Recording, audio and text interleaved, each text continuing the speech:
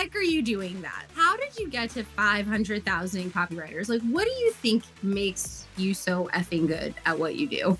I think the biggest thing I can say is I didn't start building my community with the goal of having a hundreds of thousands big community. Hey, welcome back to Humanize Your Brand. If you can't tell, I'm really excited for our guest today.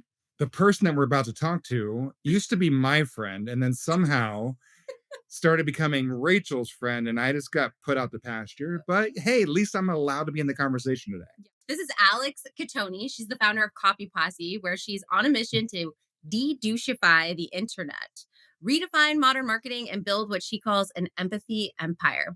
Since 2020, she's helped over 500,000 copywriters and entrepreneurs. Hello, been featured on Forbes, Mind Valley, and Founder, and was crowned 2022 Marketer of the Year. She's also a five times Ad World speaker, voted the #1 most popular copywriter in 2023, no BD, and honored with the 2024 Woman of Inspiration Game Changer Award. Holy you're kind of a big deal. I still remember when she got that award in 2022, and we were all on Facebook like, "Oh my God, Alex!" Yeah, that was kind of cool. That was fun. I mean, to be named Marketer of the Year by Digital Marketer, which is a brand that, I mean, we all of us have followed forever. They were like the OGs in the space. So that was pretty cool. Yeah, it was amazing. I mean, Alex paid more than we did, so that's why she. No, Yeah, I only had to slip them like, a couple G's. It was fine. Oh my gosh. Okay, so you've been building this giant global community. How the heck are you doing that? Like, how did you get to 500,000 copywriters? Like, what do you think makes you so effing good at what you do? First of all, thank you for that compliment. The first thing that came into my mind when you're like, how are you doing it? I was like, very tiredly. But that's just the kind of day I'm having today. I think the biggest thing I can say is I didn't start building my community with the goal of having a hundreds of thousands big community. having a posse. Right. I didn't when I started my YouTube channel in 2019, it was purely because I had a lot to say about the world of marketing. I saw things I loved about the marketing world, and then I saw things that I really didn't like about the marketing world. I had been a copywriter behind the scenes in other people's companies for almost a decade. And there was a lot of great businesses out there selling products and services that genuinely helped people. And then there were so many, I don't want to say scammers because they weren't necessarily scammers, but just Yeah, they were. Don't BS. Like they, you and I both know some of them were our friends. One not to thousand name any percent. names ever. No, but yeah. I'm thinking, seriously, this is giving marketing a bad rap. I remember one time I was at a party, and this is before people knew what marketing was really, right? Like digital marketing. And I remember I was at a party and someone asked me what I did. And I was like, digital marketing, like sending emails to sell products and services online. And he's like, oh, so you're the one that like spams me. And I was like, oh my gosh, like the everyday person really thought that digital marketers were scammers. And it's not surprising, unfortunately. You should have been like, high five. Hell yeah. Thanks for reaching. Yeah. Did you buy the Viagra I tried to get you to buy? And so I was like, okay, I'm going to start talking about this. And to be honest, my strategy originally was starting my YouTube channel because the only way I'd known to make money before that was clients. And so I thought, well, maybe I'll start my YouTube channel and maybe I'll get another client or two. Like that was truly sort of like best case scenario. But the real reason I was starting it was because I had something to say. And I think that's what also got me through the tough phase of slow growth. And anyone who's out there creating content right now knows what that feeling is like. And it's painful. I remember another time, it was right after my channel maybe hit like 10,000 subscribers. And a friend of mine who I love dearly came up to me and was like, congratulations on your YouTube channel. I see you have 10,000 subscribers. And this was after almost a year of creating content. And I'm like, yeah, whew, it's a lot of work. And he's like, yeah, I'm not going to lie. In the beginning, I kind of felt sorry for you. And I'm like, what? Why? He's like, because I was seeing you try so hard to build your channel and like nobody was watching your videos. And I'm like, isn't that the truth? How many times have we seen someone try to put themselves out there and we kind of go, ooh, good luck.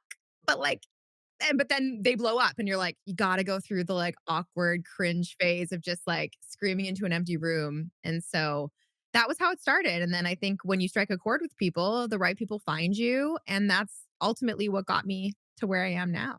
But Alex, I mean, like, here's the thing. Like, Rachel and I love you just because you're real, you're raw, you're honest, you're no BS. And do you think that you were that same person when you first started doing your YouTube stuff, or did it look like it was effort in the beginning? Like, because the person's like, oh, I saw you working so hard, like, and no one was watching. Was that when you were like, I have to put on a show? Because like Rachel and I talk about this all the time. I mean, it's like I don't want to get on here and be anything that I'm not. We see so many of our friends on stages, on their podcasts, whatever. And I mean, I love them to death, but they play, it's like almost they're playing a character. And then that, do you think that you did that in the beginning? Because I know for a fact now you don't. You're just you. Yeah, no, and that's always the best compliment when I meet someone who knows me from online and then they meet me in person and they're like, "Wow, you're exactly who I thought you would be." I'm like, "Oh, that's good." So I don't think I put on a I don't think I never ever. It's impossible. I'm like, it's impossible for me to kiss. It's impossible for me to be fake. Like sometimes my husband's like, "Can you try a little harder?" I'm like, "I don't like that guy." Like it's really hard for me to not just be anything other than who I am. But I will say in the beginning, being on camera wasn't natural. So it did feel, I don't want to say forced, that's not the right word, but I don't want anyone to think that it was just naturally easy for me to show up in my most authentic self in front of a video camera in the beginning. So while I always have been true to myself, when I watch some of my earlier videos, I can tell that I'm nervous, that I'm awkward, that I'm really striving for perfection, that I don't want to say anything wrong. And I think that's just sort of part of it. When you start putting yourself out there, especially if you've never created content, like when I started my YouTube channel, I had a Facebook account that my friends were on, and that was it. I used to cringe anytime I took a selfie. Like I would be like, "Oh God, get over yourself, Alex. You're not," like literally I would have that voice in my head that's like, "Stop trying to be somebody that you're not." Like, or stop trying to be more important than you are. I remember thinking that anytime I would take a selfie. Now, gosh, Now every time I turn around, I'm like, Alex, put down the camera. stop taking selfies. Yeah. But so I do think there's a lot of that inner dialogue that we all just have to call out and recognize. You know, for me, I very much hear my ex boyfriend's voice in my head, or I did when I started my YouTube channel, because he used to be the one that made fun of me for taking selfies because he's just not a social media person. And I remember being like, yeah, you know, maybe I am being shallow or surface level if I'm taking, like, it was just crazy the voices that I had in my head that told me I shouldn't put myself out there. And so I think a lot of people think that they're not showing up online because they don't have a content marketing strategy. Is That's such, like, you're not showing up online because you're afraid to be seen. And I know what that feels like because I was there. Ooh, that's good. I like that. Yeah. Ooh. It reminds me of something my daughter just said the other day to me, and she was talking to someone. It was just, she's like, "Are you hiding to hide? Or are you hiding, waiting to be seen, or wanting to be seen, or something of that nature?" Where and I was like, interesting. She's 13, right? And You're like, damn it, how'd you get so smart? this is the stuff Challenge that factor. even the kids these days they don't know, right? Because they're seeing so much fakeness out there. And I think this is why Rachel and I started this podcast and brought people that we love entirely for who they are, show up like yourself, because I don't want our kids to grow up and to be able to see all this fakeness that's out there and not just know that we're not perfect. I mean, my daughter all the time tells me, she goes, "Dad, I listen to your podcast. Whatever happened to all that money you made back in X, Y, and Z?" I'm like, well, I don't know if we want to have this conversation. Daddy made some bad mistakes. Daddy had some tough lessons, don't we all? Yeah. Yeah, seriously. But that's so it, right? Like, I think I said this the other day. I did a reel on it where, everybody's getting all excited about AI, and AI is a great tool, but AI is not going to make you more ambitious. AI is not going to give you a personality. AI is not going to make you feel comfortable being seen and potentially judged by others. Like, you have to take the very human risks that are required to really go after what you want. AI is an accelerator. It does not make you more ambitious. It does not make you less lazy. It does not make you stop procrastinating. And I think it's important for us to remember that. Like everyone's selling this shortcut to building a business. Like, okay, show me. Yeah. Well, And it can help us in those procrastination moments, that's why it's a tool, right? It's that helpful hand, especially when you're it can actually help us starting. procrastinate even more because then you get caught in this loop of like Rachel be like, get off the freaking AI. Like all Yeah. you're just building all this stuff and you can't stop. And now you're not actually doing what needs to actually happen either. So 100%. Yeah. And so it's great at removing friction. But in order to remove friction, you have to have forward momentum. I love the conversation that you just dropping into AI. I mean, like everyone's talking about, but you are in a field in a world of people that follow you that are probably very scared. And so like I'd love to understand how you're, supporting them, helping them understand where things are going and what their future looks like. Yeah, absolutely. And I knew that was coming, obviously, with AI and being in an industry that serves creatives and very predominantly copywriters and people who write for a living. I knew that AI coming on the scene, like any major trend or tool that shakes up an industry, would be disruptive. I do see the pendulum starting to swing back the other way where it's maybe a year ago that everyone was bragging about firing. When I say everyone, we'd be in rooms like I fired my support team, I fired my copywriter, I fired everybody, and they're talking about all this money they're saving. Well, yeah, a lot of those people are coming back now, going, actually, now I'm wondering if you have a copywriter for me or someone you can refer me to. Actually, more than ever, I'm seeing that now. And so I do think the bubble's bursting a little bit, and that business owners are starting to really understand, like, oh, wait a second. Now everybody on the planet has access to the same information, the same generative content, the same everything. A 5-year-old could now, use AI to generate quote unquote copy or content in its purest form. So, pure economics says that the more available something is, the less valuable it is. And so now I think people are starting to realize that there is an ever rising premium on being human and having experience and taking the time to write and craft messaging that says something, anything, anything. And so, how I've tried to lead my community is to say, hey, look, don't put your head in the sand and ignore it because that's a surefire way to become obsolete. Because I do think business owners now want to hire creatives who understand AI and can use it, but would never throw the baby out with the bathwater, And I have a policy at my team in the ways in which we use AI and the ways in which we don't. And I try to talk about it as much as possible, not only to put my community of copywriters' mind at ease, but also to share with other business owners where I feel the line is. Because, everyone wants to pit people against each other. You're either for AI or anti AI. Like, that's not how it works. It's not black or white. It's finding that line and how it works for you. So what is your guidance with that, right? Like with your team, because you have a pretty decent sized team. I mean, you have a lot going on. Where do you all AI and then no? Right. So, our rule of thumb is if it helps you get your job done faster, if it helps with the brainstorming process, if it helps deliver customers answers quicker, if it helps remove friction, all of that, yes, AI all the way. In fact, we created custom GPT assistants for every single member of my team so that they can do what they do faster. Our rule around using AI at the Copy Posse is we will never use it to generate messaging or content or copy word for word. Obviously, I'm a copywriter, I teach messaging. I deeply feel that you can tell when there's not a human behind words. Even if I were to do an A/B test right now, maybe at first glance, you might not be able to tell. In fact, 55% of people can tell in the US can tell AI versus not. That number is only going to go up because we're being inundated with it now. So when you do get an email that really pierces that veil, you feel it. You're like, ooh, that was a human behind that. And so I do think it's very intuitive as well.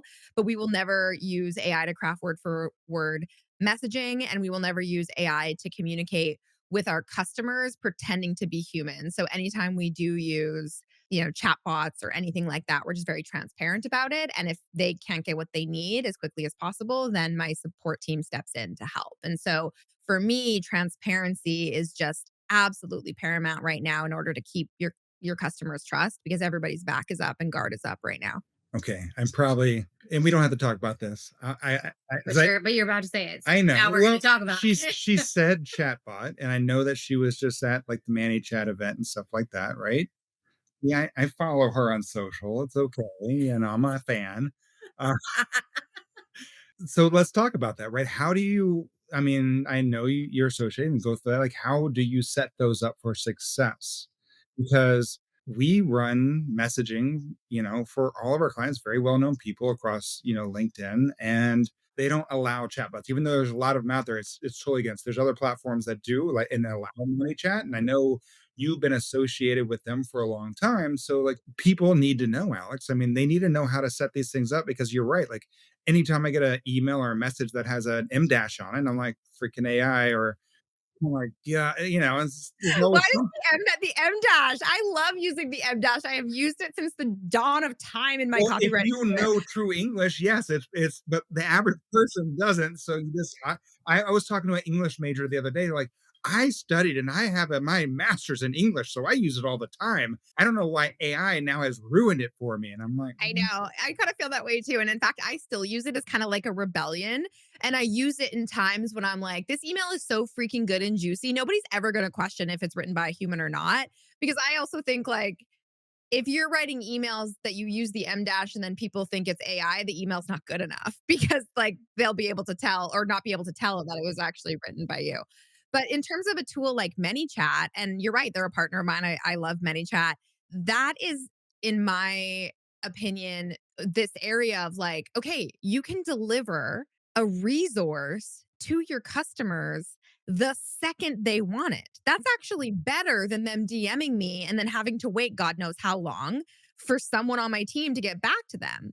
And so for me, using a chatbot like ManyChat to deliver resources, to me, that's an actual really quick way to get your customers results and answers quickly. With that being said, we always say, hey, reply back if you have any questions. And if anyone then asks a question, responds back, it's my team in there answering. And so this is what I think as business owners, we have to figure out is what is the hybrid between automation that actually is helpful and useful for our customers and clients and helps build trust and connection fast. But then how do we not throw the baby out with the bathwater and completely remove every single human element to our marketing? So with ManyChat as an example, I talk about something called a push pull strategy that I developed where I'll use ManyChat to say, hey, comment a keyword below this post if you want to learn more and we'll DM you the link. Everyone knows that when you comment a keyword and you get a link within a millisecond, it's an automated message. But what I'm able to do is after we see everybody who's commented that keyword, let's say we're selling a high ticket event or mastermind, I then go into that segment and go, oh, look at that. 400 people requested more information on my upcoming event. And then we'll go in and we'll DM them and say, hey, I noticed you checked out or you asked for information on my upcoming event. This is Alex, wondering if you had any questions about it. And then we start one on one conversations. And so there's a way to use these tools to create connection and to get people to raise their hand. And then you come in with the personal human touch to have conversations. love it. I, Alex, one thing I wanted us to talk about is the recent rebrand you did. And one of the reasons I love Alex because she's a branding lady boss. Keep hitting this. She's a branding lady boss, and doing a rebrand is a big deal when you already have a great brand. Like, why did you do it? What was the need? What's the vision there? What was your process? I think people love hearing about that. So I think what's really interesting, and this is, I think, part of navigating business and growth. And I've made a lot of decisions in the last year and a half that were probably not smart financially. And what I mean by that is rebranding doesn't make you any money. Hosting a huge 200-person conference, lost money on that. Not a ton, but I still lost money on that. Was it the really cute Taylor Swift-esque shirts that tipped you That's right. over? It's the only reason. That was it. I was like, I'm gonna, and the amount of money I spent on swag alone for that Yeah, event. I'm like, But it was so cute. It was So great. Yeah. But I think, for me, I've really just been trying to lean into my intuition a little bit more on what feels truly aligned for me. Because while it's easy for me to get in my head about it and be like, why would I go through a rebrand when I could have put all of that energy and resources and spend into ads or something else? And all I could really say is that, I turned 40 this year. I hadn't touched my brand identity or anything about the way my brand looked since I started it in 2020. And there was just something about it for me that felt like I was ready for sort of the next era, the next evolution, and wanted to sort of fall in love with my brand again. And I do think there's something really important about that. Like you need to really love your business and also love the way it feels when you show up. And I think that was just a big part of it for me is I wanted to sort of step into my next decade and take the Copy Posse to even greater heights. And in order to do that, I felt like a rebrand was necessary. It started as a very practical decision. My website, when I first, set it up, I had one product and did one thing. And so as we started to grow and launch new offers, it started to feel like a bit of a Frankenstein situation where we are just kind of cramming a bunch of stuff in there. And when I actually like took a step back and looked at it, I'm like, this is ridiculous. Like, we only have one lead gen opportunity that's for an old lead magnet. We haven't really thought about the user experience. People are confused about the difference between our different courses. And it was because we really were just sort of patching it together. So it started as a practical decision to be like, let's redo our website. To then, well, if we're going to redo our website, what does this really look like and what does this mean? And it was fun. We made a whole campaign out of it and I really enjoyed the process. did you see any uptick from having this moment of rebrand? Did it end up driving? I mean, I know you said, yeah, it's usually a sunk cost. I mean, we did do of course, I'm a marketer. We did do a big brand reveal 20 or we did 40% because I was turning 40% off for 40 hours on all of our mini courses and challenges. So we did make money from it. But, that was like a one-day promo compared to the months of like copy and messaging and photo shoots and design and all of that. So we did turn it into and leverage it into a promotional event. But then we also got a ton of new engagement because we did a whole countdown campaign on our social media where I was sharing more about my story and where I came from and the next evolution and showed photos of me from high school with my paper thin eyebrows that everyone loved. And like I think that was a big fun part of the process to really just be like, hey, branding is you, personal branding is you. Let's share my story and people resonated with that. So it was great for our social media as well. Alex, let me ask you this, because I mean, I think that most people go in thinking they know what they want, and I've found from experience it's much easier to understand what your non-negotiables are, what you don't want. Going through this, right? Like you don't want like no douchebags, right? Like I love that. I'm like, count me in. Let's de-douchify the internet. I'm not a The guy in douchebag. the camo with the bow. No. What the hell, dude? You picked out the outfit. It looks great. We had to coordinate, how. I just wear it. She's like, wear this shirt. This is what I'm wearing. I'm like, okay, I don't get any choice. She's like, nope. I'm like, yes, ma'am. Let's go.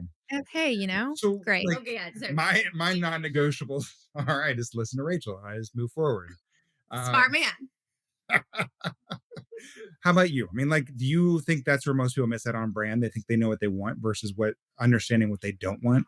That's a really good question. I think really figuring out what you don't want is one of the best places to start with branding because, oftentimes when we're starting a business or we're starting to create content, we can, visualize what we want to achieve from a, monetary perspective or how many followers we get or something like that. But for me, the motivating force was really being like, what do I stand against? And we know as marketers, right? Having a quote unquote common enemy, us versus them.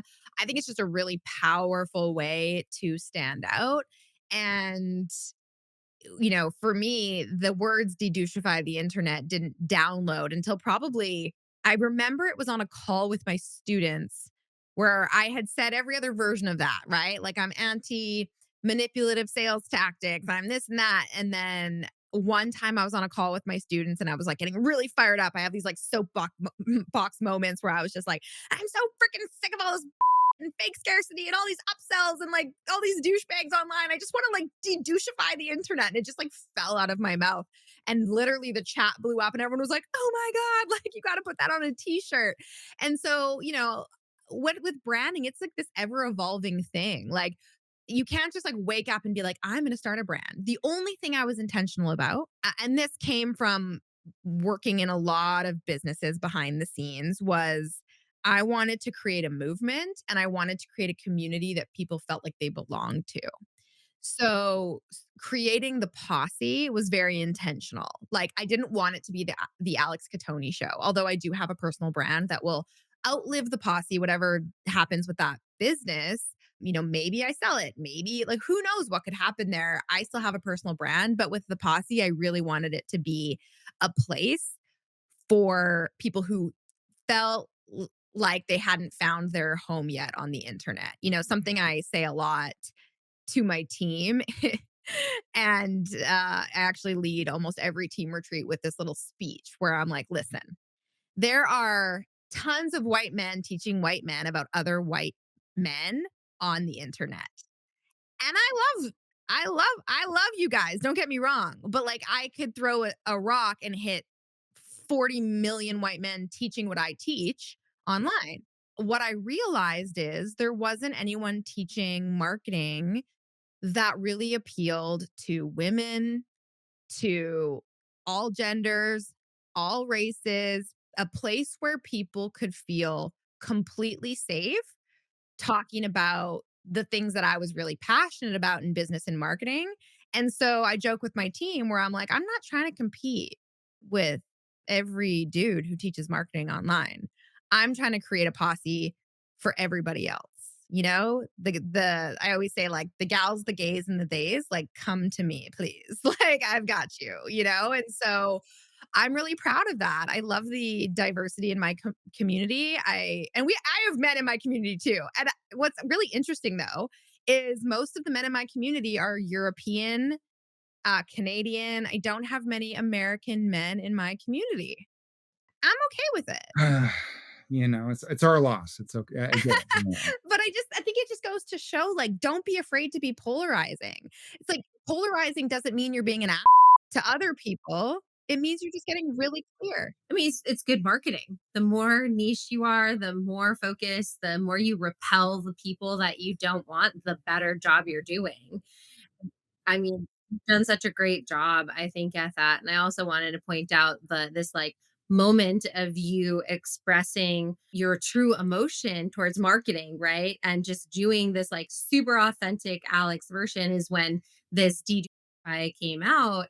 And look at what that's created in terms of, as you said, a movement, which I think it's many of our goals, right, with our companies, whether you work for somebody else or for yourself, is yeah, you want people to feel an emotion. And so often it doesn't happen because it's not coming from this place of like real integrity and vision Because and everyone's taught that mission. they're supposed to make money and Yeah.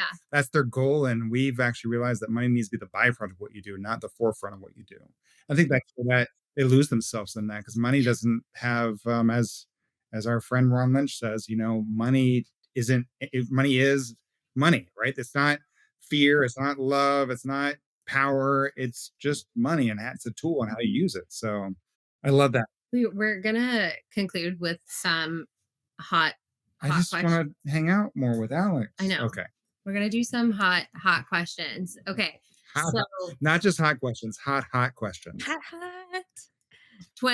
Year ending going into 2026, like what is your number one focus? Like if you're gonna pick, Simplify. I made up a word, simplifying, simplifying and scaling. okay. And okay, Instagram, TikTok, Twitter, YouTube, LinkedIn. What's your preferred? In order of favorite. Yeah. Favorite child, YouTube. Favorite child's YouTube. Second favorite child, LinkedIn. Oh, Yeah. she probably just says that for us, but I mean, LinkedIn people are so nice. dude, you're crushing it with your newsletter and stuff like that. I every time we're at an event together, I'm like, oh, look at Alex's newsletter. She's doing it. I like there's a direct correlation between like how nice people are and like, I mean, obviously, uh, their need to verify their identity when they set up a social media account, right? But yeah, YouTube, LinkedIn. I love Instagram personally. That's how I connect with my friends and my mastermind members and my best customers. And but I treat Instagram as just sort of like a throw something up, see what happens. It's not a huge lead gen source for me. Most of my followers on Instagram come through YouTube and then trickle down. Twitter, don't give a what's the other ones you said? TikTok. I want to do it. We put stuff on there. I think it's great. I follow a lot of accounts on TikTok that I'm a total lurker on TikTok. But yeah. Total lurker. I think TikTok is more the show. I mean, like, but or like it's becoming now e-commerce too. I mean, like I have a friend of mine. She's like, yeah, I want to, we're doing X. I want to make sure we start getting to, I don't know, like I swear she said like $100 million a month on, and I'm like, how much you making now? Like that's where you want to get to? Like you're making that much over there, but like it's the e-commerce, it's the show, it's the play, and I'm like, I think that you get lost in someone else's life on that platform versus actually trying to live your own. I don't know. It's just Yeah. Okay, what's like your like favorite book or podcast or something that is inspiring you today? Good question. Lately, I've been really revisiting some of my like all-time favorite personal development books. Like on my side table, I have The Four Agreements right now, Don Miguel Ruiz. I read that book for the first time probably like, gosh, 20 years ago, and recently was reminded of it. So that's a book that I'm currently reading right now. I'm looking up at my bookshelf. Yeah, and then the other book that I've read recently, which is really keeping me, I think, on track, is The One Thing, which is all about the power of focus and not trying to do too much at once. And so when I said before, my goal is to simplify and scale, I think I am very guilty, like many entrepreneurs, of shiny object syndrome. And some of that was sort of an intuitive pull, like doing my event and rebranding. But when I look at the big shiny objects that I've chased down this last year that haven't been profitable, I'm like, no wonder I'm tired, like that makes perfect sense. So my goal for the next year is to really like focus on the one thing that's going to move the needle in my business, and everything else is just noise. And if I get to it, great. But like the one thing. So you're not reading any of the I romanticy? was gonna say she's gonna want to get you into like, Come on, no Court of Yeah. Okay. Thorns? I have to admit, I have never read smut. And then the other day, my friend comes over and she's like, I'm reading this book. Let me read you an excerpt from it. I'm like, that is the most pornographic. Like, what is happening? Which one did she read you? I don't even know. But she showed me the cover and I was like, Court of Thorns. I'm reading Quicksilver now. Rachel. okay, so maybe this is like a maybe I need to do this. I am reading. I always have a fiction book and a nonfiction book going at the same time. I am reading Dan Brown's new book. I'm like a big fan of like psychological thrillers, spy novels, but like I haven't got into the dirty shit yet. Maybe I need to. I would highly suggest it. I mean, yeah, sure, why not? We can exchange notes and like Josh will think we're sexting. Like, are you sexting Alex again? That he would enjoy, actually. Rachel, we're on camera.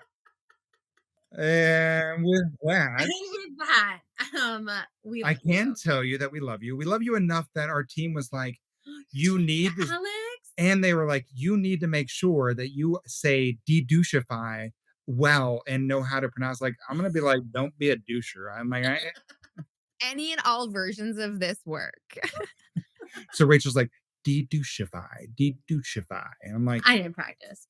We love you, Alex. Thank you so much for being our guest on Humanize Your Brand. When we think about the people we want to bring onto this show, you're like such an amazing lady boss and embodying that idea of humanization through their business, through their personal brand, through their authenticity. So thank you so much for being here. thank you. And I have to believe you've never been on another podcast that you've talked about fairy porn before. So, this You know what? That was a first. There was a couple firsts on this one actually. So hey, that's it. That's what we shoot for every single time.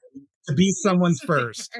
You get me talking, you know? You always got to have a little bit of a holy what did I just say on a podcast moment, and that's good. Oh, we love you. Love you guys. Bye. Thank Bye. you. If today's episode sparked something in you, you don't have to keep it to yourself. Share it with someone who's building something with heart.